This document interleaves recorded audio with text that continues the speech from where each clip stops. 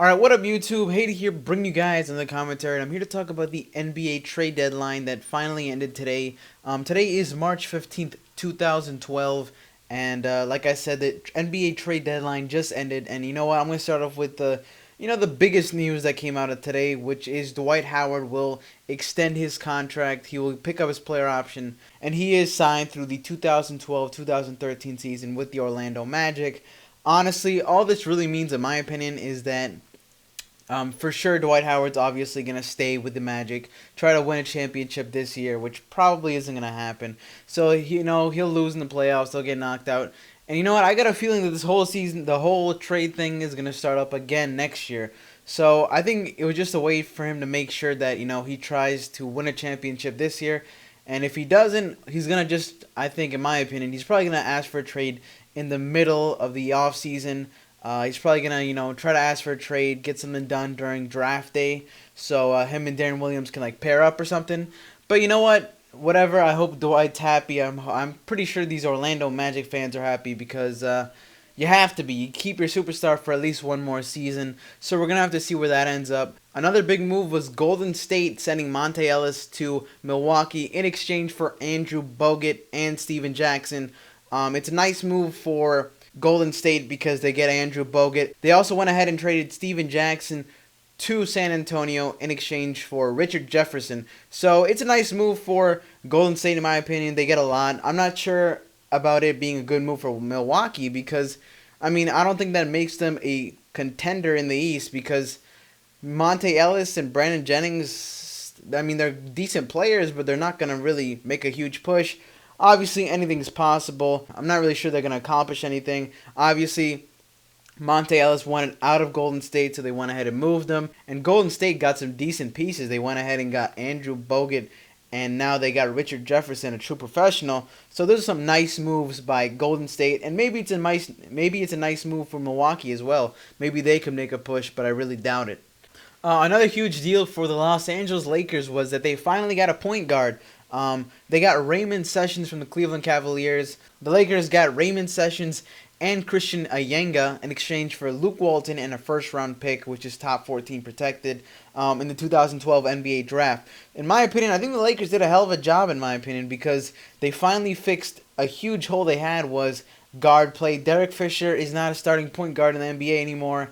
He's, I'm not even sure if he's a backup anymore in a lot of teams. So they got Ramon Sessions. He's a hell of a, not a hell of a point guard, but he's an average to, maybe he's a B- point guard, and he can definitely help their point guard hole. And this might be an underrated move for the Lakers because I think that they can finally make a push because right now the West is wide open in the Lakers with their three All-Stars, Gasol, Bynum, and Kobe. They can go ahead and make a push. The West is wide open, like I said, so they could end up in the NBA Finals. Who knows? And another note to the Lakers deal is that the Lakers also sent Jason Kapono to the Cleveland Cavaliers. Obviously, it's not a big deal. Jason Kapono is a bench warmer, but I just want that to be known. And another deal that was done by the New Jersey Nets and Portland Trail Blazers was Gerald Wallace taking his talents to New Jersey in exchange for Sean Williams, Mehmet Okur, and a first-round pick. And the pick is actually top 14 protected. And I think, in my opinion, they're obviously trying to keep Deron Williams. They want to keep Deron Williams because there's no guarantee now because Dwight Howard's staying in Orlando for now. So right now, it seems like New Jersey's trying to keep Deron Williams. And they, in my opinion, I think they have way too much for Gerald Wallace. Gerald Wallace obviously was an All-Star 2 years ago. But man, he's maybe a 15-5 guy. He's not an all-star player anymore, so I'm not really sure why I would give up, Sean Williams, Mehmet Okur, and a first-round pick that's top 14 protected. So I'm not sure about that trade. It's nothing. It doesn't really shift the balance of power in New Jersey, so I'm not sure if they're even going to make the playoffs. It really doesn't look like it.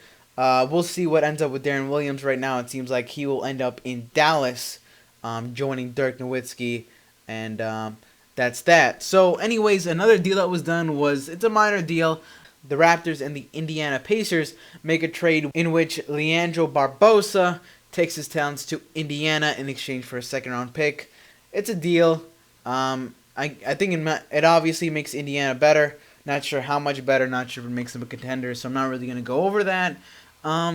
The Portland Trail Blazers and the Houston Rockets also made a trade in which Marcus Camby goes to Houston in exchange for Johnny Flynn, Hassim Tabit, I'm really bad with names, and Houston also sends a second round pick to Portland in exchange for Marcus Camby. So that's an interesting trade. Not sure how that's going to work out. It's an interesting trade. It looks like Portland was really involved in making a lot of deals in the trade deadline, so we'll have to see how that works out. I'm not really sure what to think of that trade. It's not a big deal in my opinion. It's not a huge trade in my opinion, but we'll have to see how that ends up going. And I'm not going to lie, guys, I made this video around 2:55 when the trade deadline was near an end, and then around 3:10, it was reported that the Lakers have traded Derek Fisher and a 2012 first-round pick that was from Dallas for Jordan Hill. So the Lakers got rid of Derek Fisher, a long-time Laker, and obviously, like I said, he probably wasn't a backup in a lot of teams. So Derek Fisher is no longer a Laker, and in exchange for Derek Fisher, the Lakers get another good backup point guard, in my opinion, Jordan Hill. He's a young guy, he can play. So they made a good move, and another deal that came out of nowhere consists of Nene going to the Wizards, JaVale McGee going to the Nuggets, and Nick Young going to the Clippers. Washington will get Nene, while JaVale McGee goes to the Nuggets, and Ronny Turiaf goes to the Nuggets. And Brian Cook and a second-round pick will be sent to the Wizards by the Clippers, and the Clippers will get Nick Young. So Nene ends up in Washington. JaVale McGee, who's had maturity problems, he could be a good center in the future, but he said that this offseason he was looking for a huge deal, so I'm not sure about him. But JaVale McGee ends up going to the Nuggets, Nene goes to the Wizards, and Nick Young, a hell of a pickup by the Clippers. It's a steal in my opinion. He ends up going to the Clippers. The Clippers have struggled ever since the All-Star break. Ever since Chauncey Billups has been injured, they've needed a two-guard, so Nick Young can ball, dude. He'll average at least 15, 16 points a game for them. But anyways, guys, the Clippers made a phenomenal move. Another thing that you guys might have noticed is that the Boston Celtics did not trade any member of the Big Three. They didn't trade Rondo. Actually, they didn't trade anybody from their Big Four, not Big Three. So they're trying to make one last run, I guess. It's really surprising because Danny Ainge clearly said that he wanted to trade those guys. But whatever, it's pretty interesting, guys. But anyways, guys, in your opinion, which team made the best move during the trade deadline? In my opinion, it would have to be the Los Angeles Lakers. They totally fixed their guard problem. They finally have a point guard, and they got a good backup too. The Clippers also made a great move by adding Nick Young, a scoring guard. He can shoot, he can score the ball, especially with help from Chris Paul. But I think the Lakers really fixed one of their huge holes they had at point guard. So it'll be fun to see, obviously.